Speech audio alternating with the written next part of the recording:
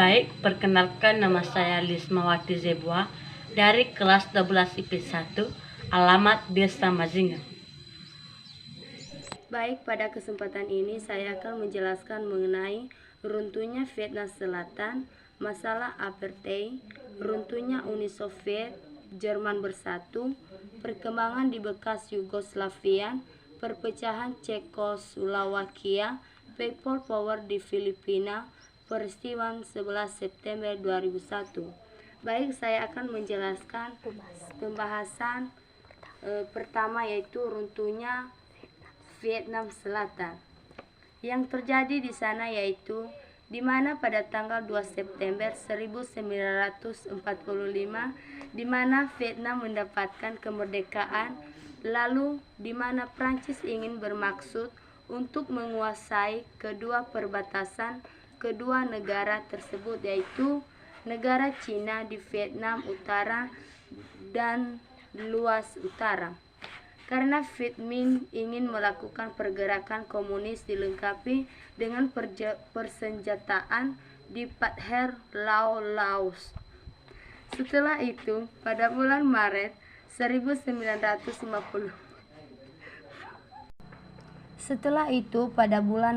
1954, Viet Minh memulai penyerangan mereka pada Prancis di Dien Bien Phu.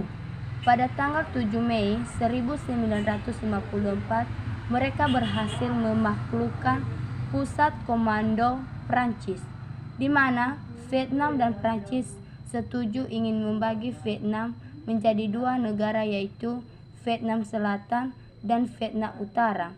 Peperangan Prancis dan Viet Minh berakhir pada tanggal 30 April 1975. Berikut gambar runtuhnya Vietnam Selatan.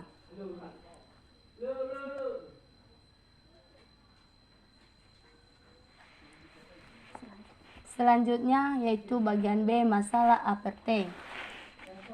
Istilah apartheid pertama kali digunakan oleh orang-orang keturunan Belanda yang lahir di Afrika Selatan. Istilah itu sendiri mengandung arti pemisahan, yaitu pemisahan orang-orang Belanda kulit putih dengan penduduk asli Afrika kulit hitam. Istilah apartheid kemudian berkembang menjadi suatu kebijakan politik. Sejak abad ke-15, kawasan Afrika Selatan sudah disinggahi oleh bangsa Eropa seperti Inggris, Belanda, Spanyol, dan Portugis. Pada tahun 1552, Jan van Riebeeck dan 90 orang lainnya mendarat di Afrika Selatan setelah menempuh perjalanan jauh dari Belanda. Mereka kemudian menetap di kawasan itu dan terkenal dengan sebutan bangsa Boer. Kedatangan bangsa Belanda ke Afrika Selatan diikuti oleh Inggris. Kedatangan Inggris tersebut mengakibatkan terjadinya Perang Boer 1899 sampai 1902 antara Inggris dan penduduk keturunan Belanda. Perang itu akhirnya dimenangkan oleh pihak Inggris.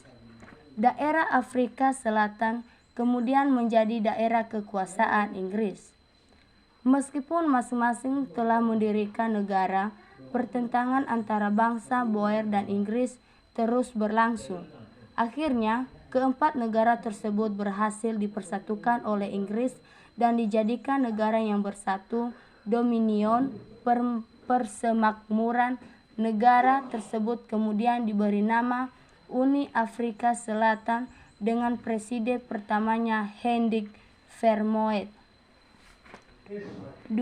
Politik apartheid. Pemerintah Afrika Selatan di bawah Hendrik Vermooy menjalankan politik perbedaan warna kulit atau apartheid. Untuk menjalankan politik kebijakan yang sangat merugikan warga kulit hitam, kebijakan tersebut adalah sebagai berikut. A. Mengeluarkan undang-undang pertanahan yang melarang warga kulit hitam membeli tanah di luar areal permukimannya. B. Membentuk permukiman khusus bagi warga kulit hitam yang dinamakan homeland.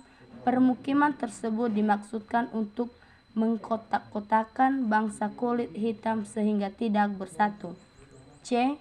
Semua orang kulit hitam mendaftarkan diri menurut kelompok suku masing-masing. D. Mengeluarkan undang-undang yang melarang perkawinan campuran antara warga kulit putih dan kulit hitam. E. Membatasi partisipasi politik warga kulit hitam. 3. Perjuangan melawan apartheid. Penduduk kulit hitam yang berpikiran maju dan prihatin terhadap nasib bangsanya berupaya menghapuskan politik apartheid. Tokoh-tokoh tersebut antara lain Nelson Mandela yang mendirikan African National Congress ANC dan Uskup Agung Desmond Tutu yang mendirikan United Democratic Front UDF. Pembebasan Nelson Mandela membawa dampak positif terhadap perjuangan penghapusan apartheid. Pada tanggal 12 Mei 1990, untuk pertama kalinya, pemerintah Afrika Selatan mengadakan perundingan dengan ANC untuk menghapuskan undang-undang rasial. Pada tanggal 17 Juni 1990, pemerintah FW de Klerk menghapuskan Undang-Undang Darurat Afrika Selatan. Bagian nomor 4 yaitu reformasi di Afrika Selatan. Pada tanggal 21 Februari 1991, di hadapan sidang Parlemen Afrika Selatan, Presiden FW de Klerk mengumumkan penghapusan ketentuan sistem politik apartheid. Penghapusan itu diikuti penghapusan 3 undang-undang yang memperkuat kekuasaan apartheid, yaitu sebagai berikut. A. LAT AST, yaitu undang-undang yang melarang orang kulit hitam memiliki tanah di luar wilayah tempat tinggal yang telah ditentukan. B. Grup Areas ACT, yaitu undang-undang yang mengatur pemisahan tempat tinggal homeland orang-orang kulit putih dan kulit hitam. C. Population Registration ACT, yaitu undang-undang yang mewajibkan semua orang kulit hitam mendaftarkan diri menurut suku masing-masing. Pada tanggal 9 Mei 1994, Nelson Mandela dipilih oleh Parlemen Afrika Selatan sebagai Presiden Afrika Selatan. Setelah terpilih menjadi presiden, Nelson Mandela mengundurkan diri sebagai ketua ANC setelah masa jabatannya sebagai presiden berakhir. Ia tidak bersedia mencalonkan diri lagi. Berikut gambar masalah apartheid.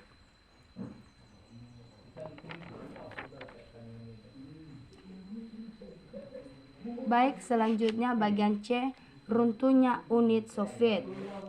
Kelahiran Uni Soviet berawal dari revolusi Bolshevik di Rusia pada tahun 1917 yang dipimpin oleh Lenin. Sejak saat itu, negara tersebut menganut komunisme sebagai satu-satunya ideologi. Pada tahun 1920, Lenin mengumandangkan komitmen komunisme internasional sehingga komunisme bukan saja berkembang di Uni Soviet, melainkan juga berkembang di seluruh dunia. 1. Program pembaruan Gorbachev. Ketika Mikhail Gorbachev terpilih sebagai Sekjen Partai Komunis dan Presiden Uni Soviet pada tanggal 11 Maret 1985, ia menghadapi masalah kemacetan ekonomi warisan para pendahulunya. Uni Soviet memang maju di bidang militer, namun perekonomiannya jauh tertinggal dibandingkan dengan negara-negara industri maju khususnya Amerika Serikat. Jika hal ini dibiarkan berlarut-larut, kekuatan politik dan militer Uni Soviet akan menjadi lemah. Akibatnya, Uni Soviet akan semakin terpuruk dalam percaturan politik internasional. 2. Ujian bagi Gorbachev. Politik pembaruan yang dilakukan oleh Gorbachev mengakibatkan munculnya berbagai gerakan di Uni Soviet. Gerakan tersebut terdiri atas gerakan yang ingin tetap mempertahankan kedudukan komunisme di Uni Soviet dan gerakan yang ingin mengadakan perubahan. 3. Pembubaran Uni Soviet. Setelah kembali kepada kedudukannya sebagai presiden, Gorbachev melepaskan jabatan sebagai sekretaris jenderal Partai Komunis. Ia kemudian memerintahkan pembekuan segala aktivitas Partai Komunis dan menyita kekayaan partai. Sementara itu, semua negara bagian kecuali Rusia dan Kazakhstan mengumumkan kemerdekaannya. Pada bulan Desember 1991, Gorbachev semakin tidak mampu mengatasi perpecahan di Uni Soviet. Akhirnya, pada tanggal 18 Desember 1991, Gorbachev dan Boris Yeltsin sepakat untuk membubarkan Uni Soviet dan membentuk Persemakmuran Negara-Negara Merdeka bernama Commonwealth of Independent States (CIS). Berikutnya gambar runtuhnya Uni Soviet.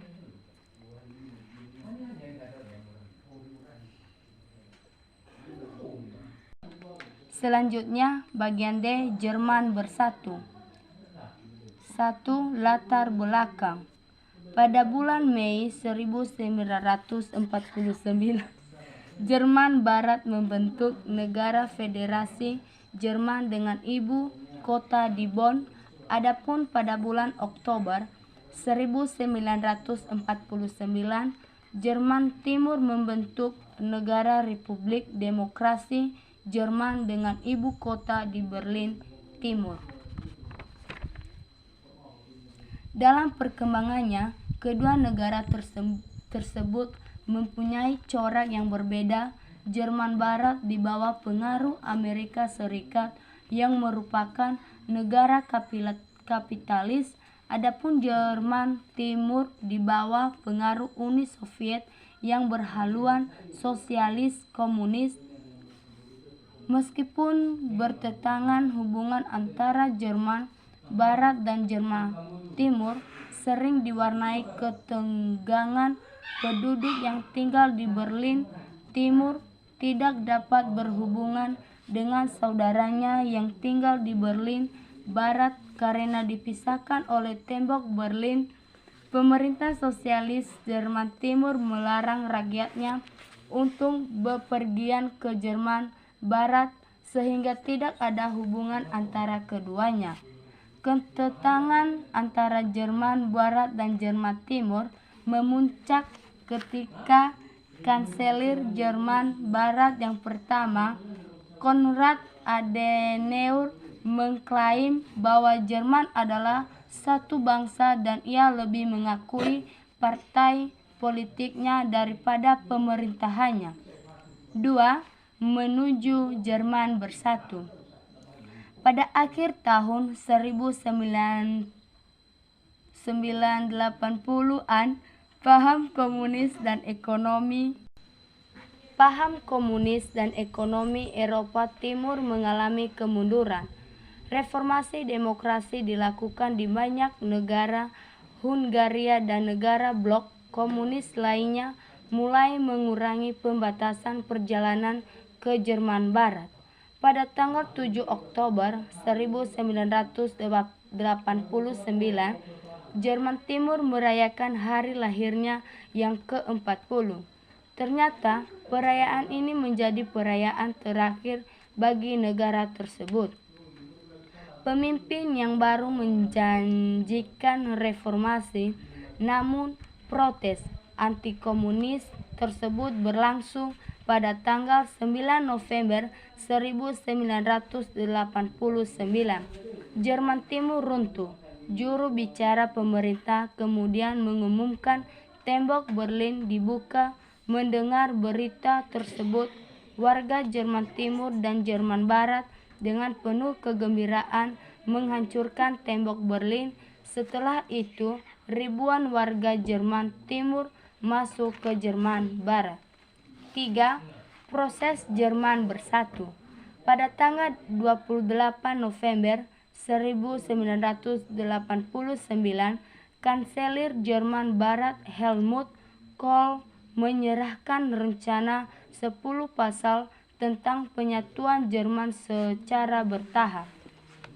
Adapun usaha penyatuan Jerman direncanakan akan dilakukan beberapa tahun kemudian.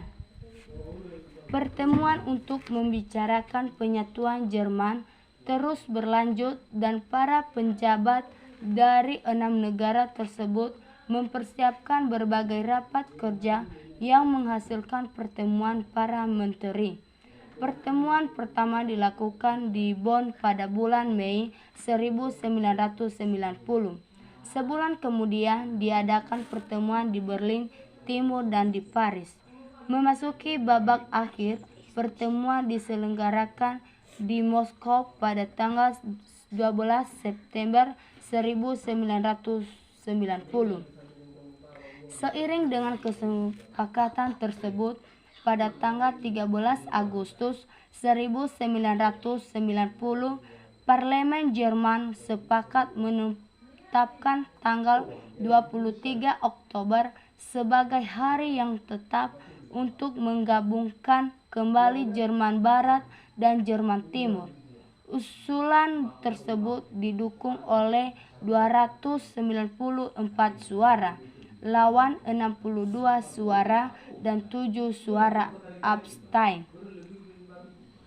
Jerman resmi bersatu kembali 6 hari kemudian. Tembok Berlin yang selama ini memisahkan kedua negara dirobohkan. Berikutnya gambar Jerman bersatu.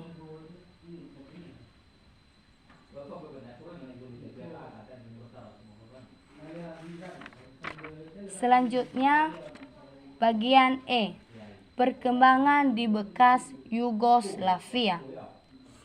Yugoslavia adalah negara federasi yang terdiri atas 6 negara republik pendukung, yaitu Serbia, Kroasia, Slovenia, Bosnia Herzegovina, Macedonia, dan Montenegro.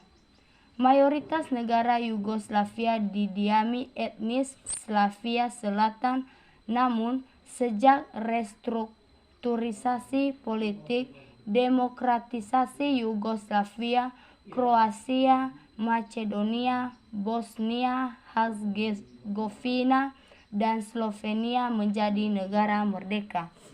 1. Latar belakang. Pada tahun 1918 berdirilah Federasi Yugoslavia, tetapi pada tahun 1941 Jerman menginvasi Yugoslavia dan memecahnya selama Perang Dunia II. Pada tahun 1945 Yugoslavia dibangun kembali, namun konflik etnik dan politik menimbulkan disintegrasi untuk kedua kalinya. Masalah utama dalam mendirikan negara federasi Yugoslavia adalah konflik antaretnik yang mempunyai banyak sekali perbedaan. 2. Konflik di Yugoslavia. Kebijakan ekonomi sentralistik membuat Kroasia dan Slovenia merasa dieksploitasi oleh pemerintah pusat, karena kedua daerah itu yang terkaya dibanding daerah lain. Guna mengatasi masalah tersebut, dibuat konstitusi baru pada tahun 1974. Berdasarkan konstitusi tahun 1974, kekuasaan memulai beralih kepada setiap negara bagian. Akhirnya, pemerintah pusat hanya memegang kekuasaan dalam bidang pertahanan, ekonomi, dan hubungan luar negeri. Setelah Tito meninggal pada bulan Mei 1980, Yugoslavia menghadapi masalah ekonomi yang cukup serius, sehingga melemahkan pemerintah pusat. Kewibawaan pemerintah pusat merosot, lebih-lebih karena jabatan presiden diatur bergiliran dari ke-6 negara bagian. Dengan demikian, tidak muncul tokoh nasional yang kuat dan mampu menanggulangi masalah dan negeri. Setiap negara bagian saling berebut kekuasaan. Saat memasuki tahun 1980 perbedaan rasial mulai mencuat kembali di Yugoslavia. Ketegangan etnik dan kekerasan mewarnai kehidupan politik Yugoslavia. Slobodan Milošević dari Serbia yang menggantikan Josip Broz Tito tidak berhasil menyelesaikan konflik dengan baik. Pada tanggal 25 Juni 1991, Kroasia dan Slovenia mengumumkan kemerdekaannya. Tentara Yugoslavia tidak berhasil mempertahankan Slovenia dan Kroasia. Pada bulan Juli 1991, European Community mencoba untuk mempertahankan Yugoslavia, namun tidak berhasil. Akhirnya, pada tahun 1992, European Community mengakui kemerdekaan Kroasia dan Slovenia. Pada tanggal 27 April 1992, Serbia dan Montenegro menyatakan diri sebagai Republik Federasi Yugoslavia dengan mengakui kemerdekaan 4 negara bagian yang lain. Pada pertengahan tahun 1992, komunitas internasional mengakui kemerdekaan negara-negara bagian Yugoslavia itu, kecuali Macedonia. Adapun kedudukan Republik Federasi Yugoslavia sebagai pengganti Yugoslavia ditolak. Usaha mencari jalan untuk menyelesaikan konflik Balkan terus dilakukan. Pada tanggal 1 November 1995, diadakan perundingan perdamaian di Dayton, Amerika Serikat. Perundingan perdamaian diprakarsai oleh NATO dan Amerika Serikat tersebut bertujuan merumuskan perjanjian perdamaian yang menyeluruh di Bosnia Herzegovina. Setelah berunding selama beberapa hari, perjanjian perdamaian mengenai Bosnia Herzegovina tersebut ditandatangani pada tanggal 21 November 1995 di Paris, Prancis. Berikut gambar perkembangan di bekas Yugoslavia.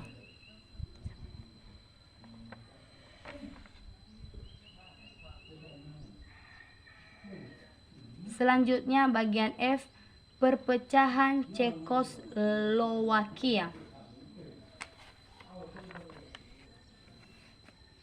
Cekoslowakia adalah sebuah negara di Eropa Tengah yang berdiri dari 1918 sampai 1992. Republik Sosialis Cekoslowakia adalah nama resmi Cekoslowakia sejak 1960 hingga akhir 1989. Beberapa saat setelah pecahnya revolusi Beluduru, negara ini merupakan negara satelit Uni Soviet di blok timur pada masa Perang Dingin.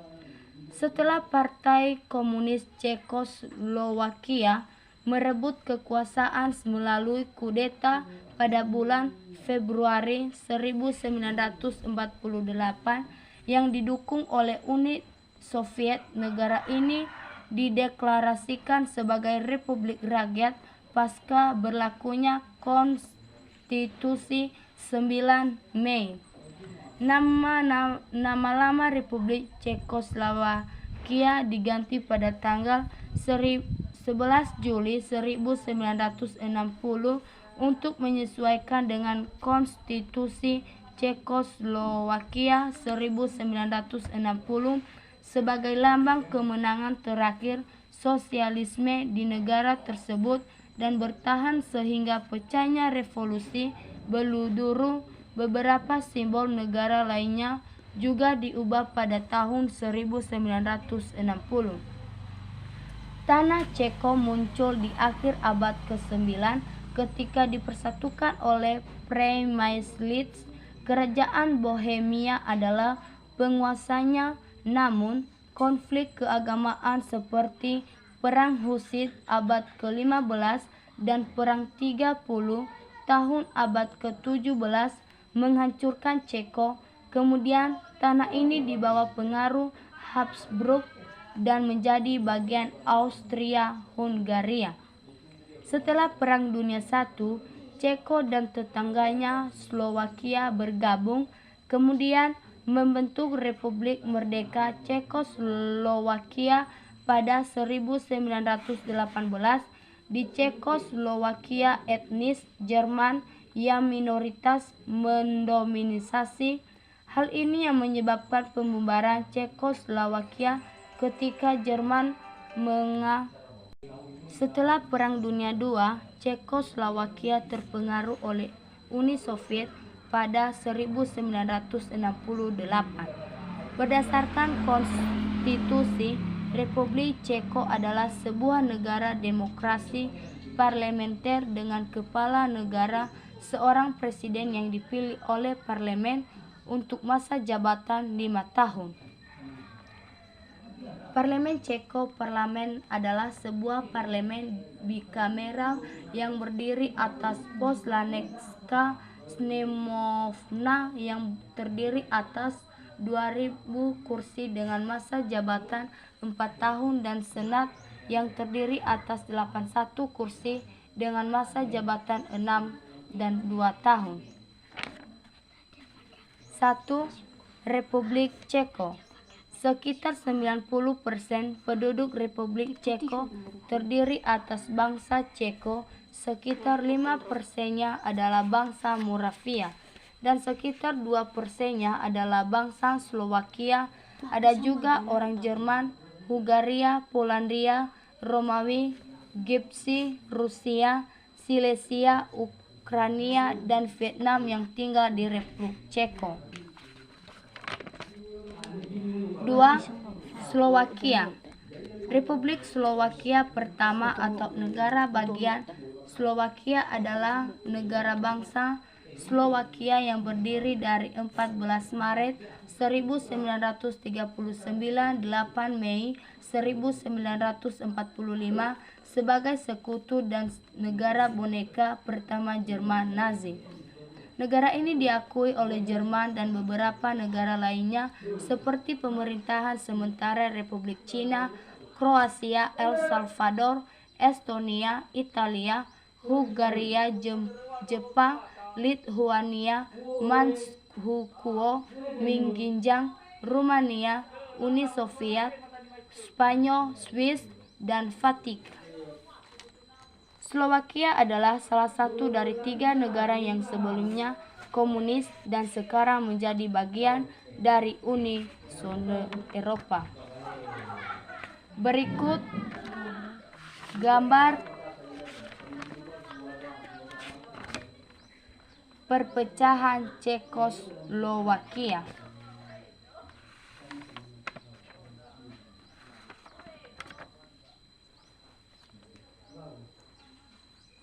Selanjutnya bagian G, People Power di Filipina. Filipina merdeka sejak tahun 1946. Salah satu seorang pemimpin dari negara itu adalah Ferdinand Marcos. Tokoh dari Partai Nasionalista ini menjadi presiden Filipina sejak tanggal 30 Desember 1965. Ia menempuh berbagai cara untuk mempertahankan kekuasaannya. 1. Pertentangan antara Presiden Marcos dan Benigno Aquino. Aquino kembali melancarkan kecaman saat Marcos terpilih lagi sebagai presiden pada tahun 1967. 2. People Power. Meskipun hasil penghitungan suara diragukan, Parlemen Filipina tetap mengumumkan Marcos sebagai pemenang. Hal tersebut menimbulkan kemarahan rakyat. Adanya dukungan yang semakin besar, rakyat Filipina kemudian melakukan gerakan massa untuk menggulingkan Marcos. Berikut gambar People Power di Filipina.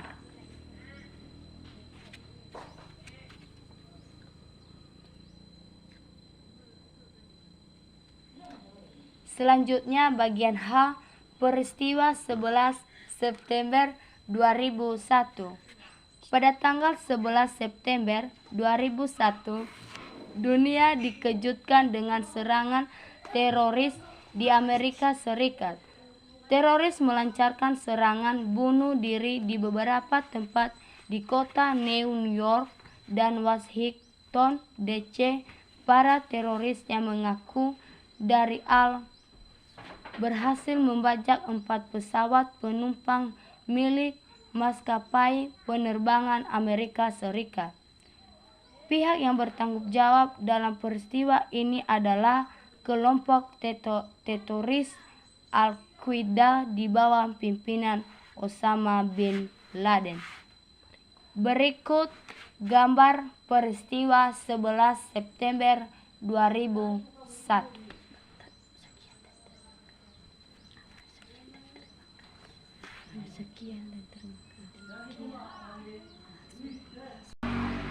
Demikian hasil pembahasan materi ini. Jika ada tutur kata, mohon dimaklumi. Akhir kata saya ucapkan terima kasih.